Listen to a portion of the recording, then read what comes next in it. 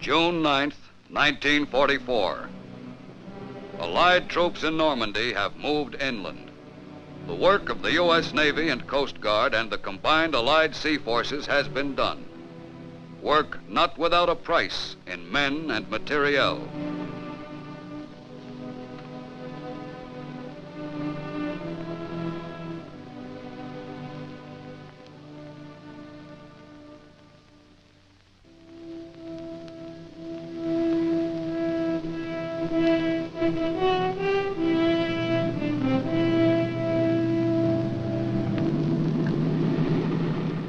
It all began many months earlier. In Chesapeake Bay and other sections of the American coast, untested sailors and soldiers learned the task of getting from ship to shore. But that time, the shore was a friendly one.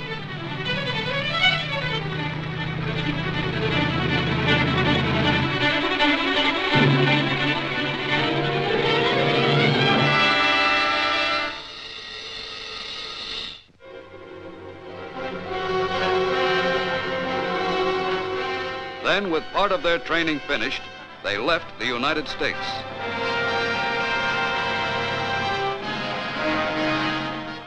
Late in the winter and all through the spring, the great convoys moved eastward across the Atlantic.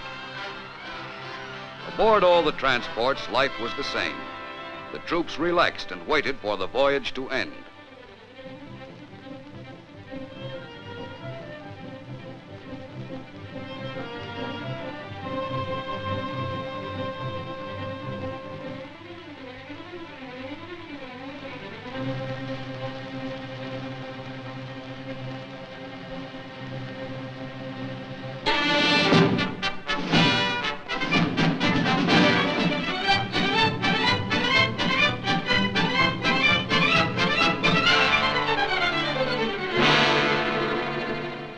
All along the coasts of Great Britain that spring, the training went on.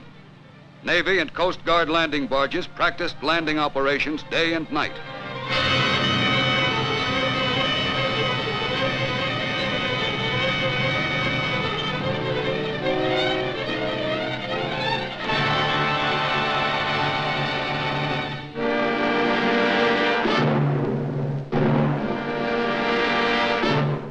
Meanwhile, the larger landing craft, LSTs and LCIs, carried on their maneuvers, learning to land at a given spot at a certain time.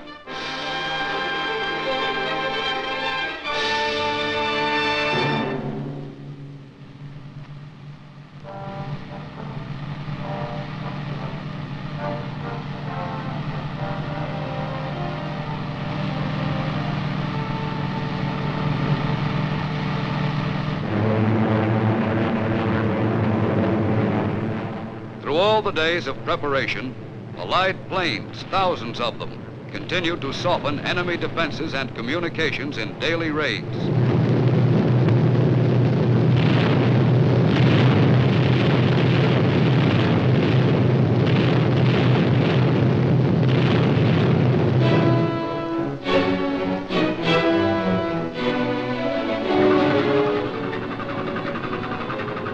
Off the southern coast of England, thousands of ships from all Allied nations are preparing for the invasion signal.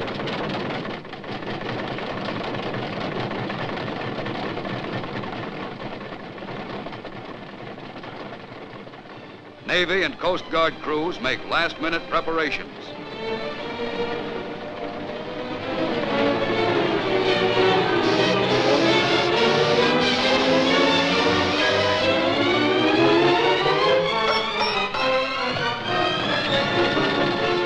When the K-rations come aboard, everyone knows that D-Day is drawing near.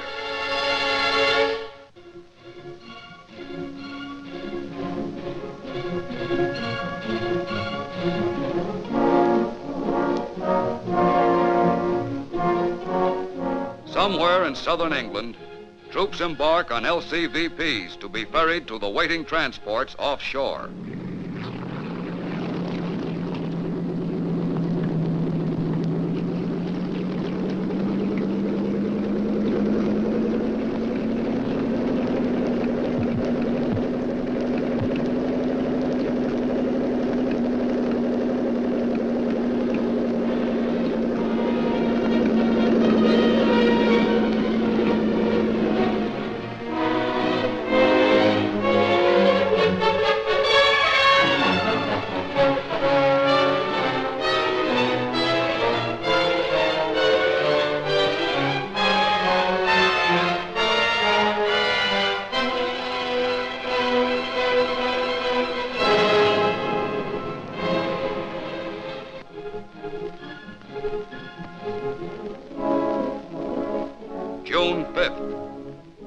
LCIs are loaded.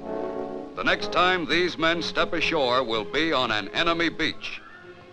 There's only a little time left to relax.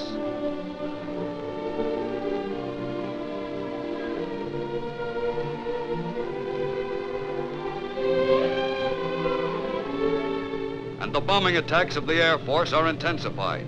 Now the raids are continuous.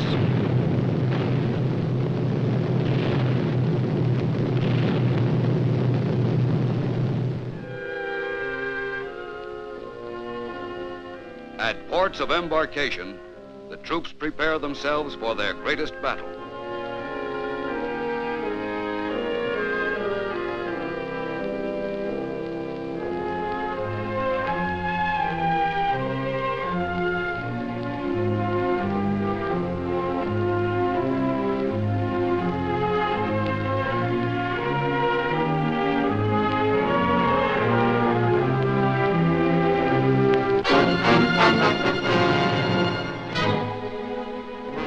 Coast Guard officer briefs his men, and all along the coast, sailors receive their final instructions.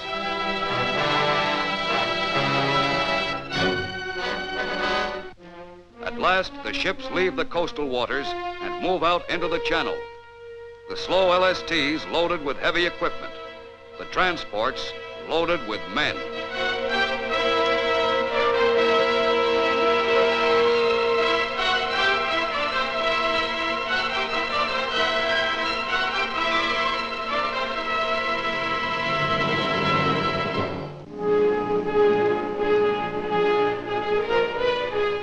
Fast warships screen the mighty invasion fleet from enemy raiders.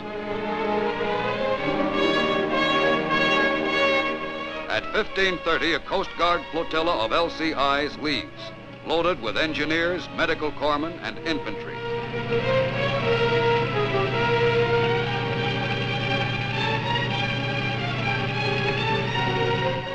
D-Day approaches, and the ships are in their assigned positions.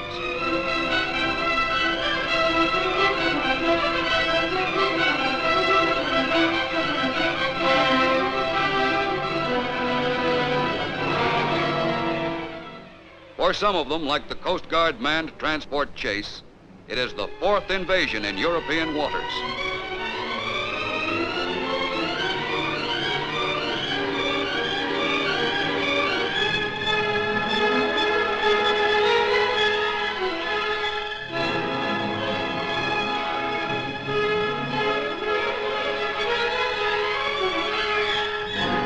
The only planes overhead are friendly.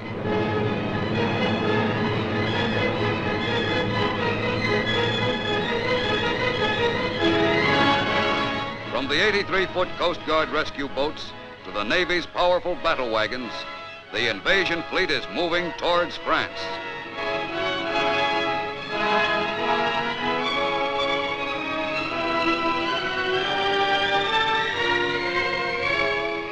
And below decks, officers study the maps that mark the invasion beachheads on the coast of Normandy.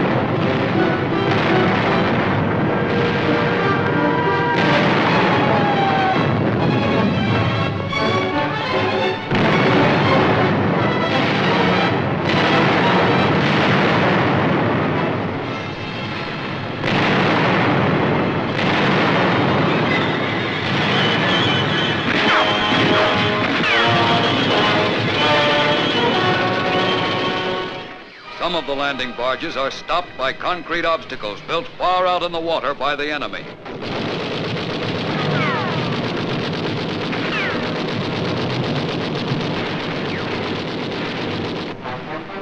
Offshore, the larger landing craft approach the beachhead slowly.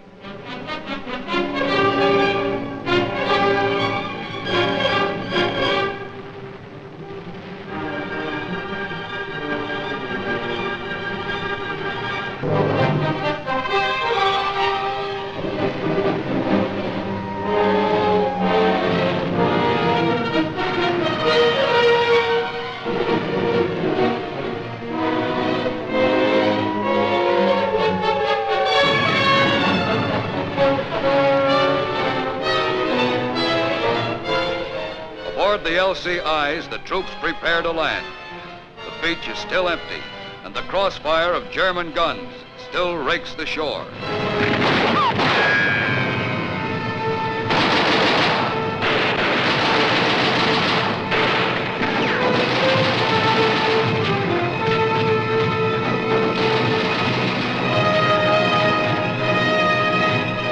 Out of enemy firing range, the LSTs wait to move in until the beaches are cleared.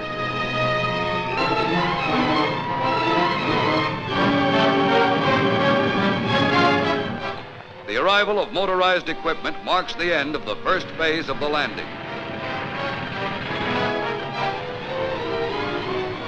The LCIs, their first loads of men now on the beaches, go out to the transports to ferry more troops inshore.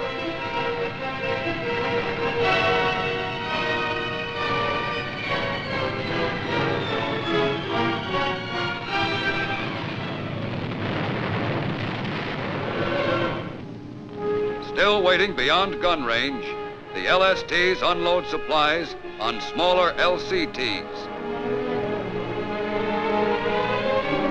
Heavier equipment is transferred to giant rhino ferries, flat-bottomed barges that will land it ashore. And reinforcements arrive, thousands of men.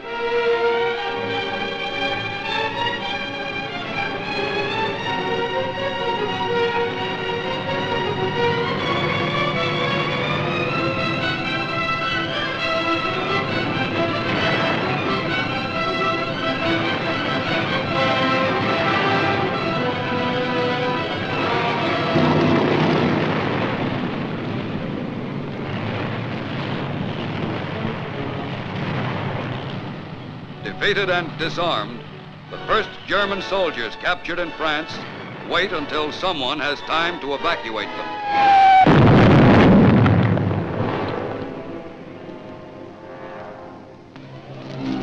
Out in the channel, the rescue boats of the Coast Guard are looking for survivors and aiding damaged vessels.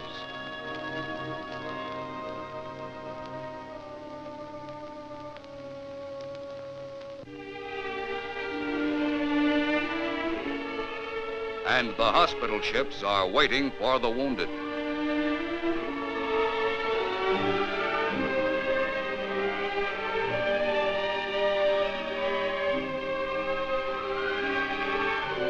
From a damaged Coast Guard LCI, a wounded man is transferred to another ship. The life-saving blood plasma goes with him.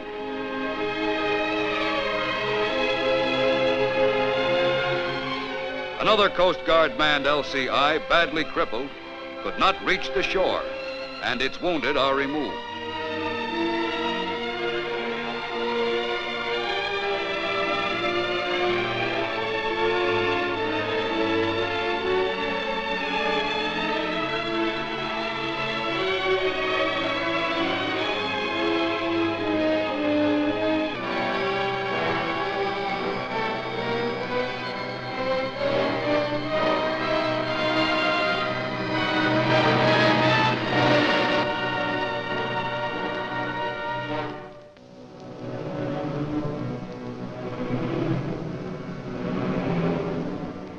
The beach is firmly in Allied hands now, and the vast extent of the operation is visible. Silent evidence of the fierce battle is apparent everywhere.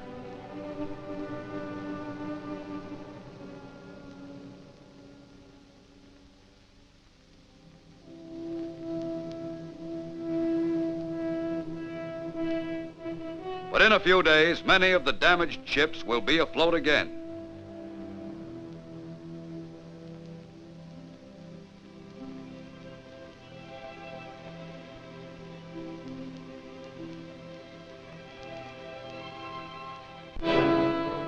Now, more and more troops move inland to push the enemy back.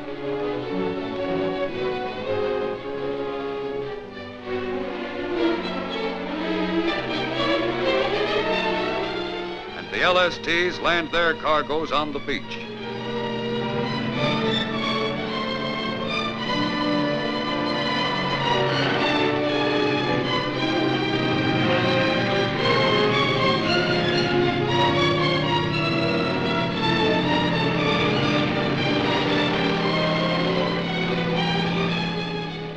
Barges built especially for the Normandy operations are left on the shore to be unloaded.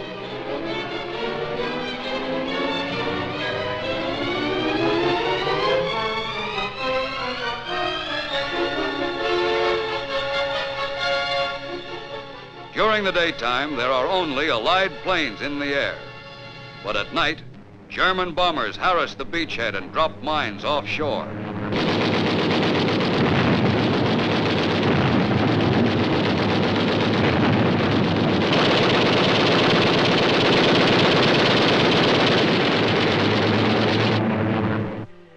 Out of sunken block ships, artificial harbors have been built.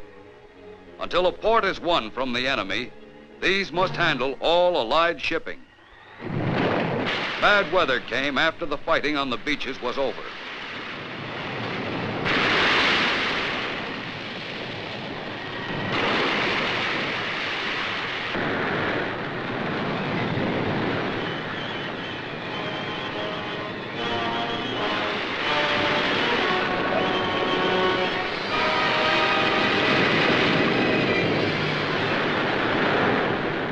The heavy storm left a trail of damaged ships.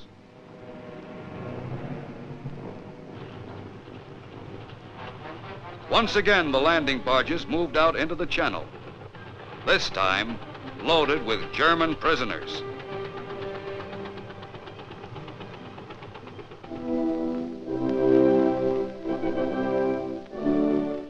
In England, prisoners board a Coast Guard transport. And ships which have carried thousands of American soldiers overseas now return westward with a different cargo, with men who were beaten and captured in Normandy.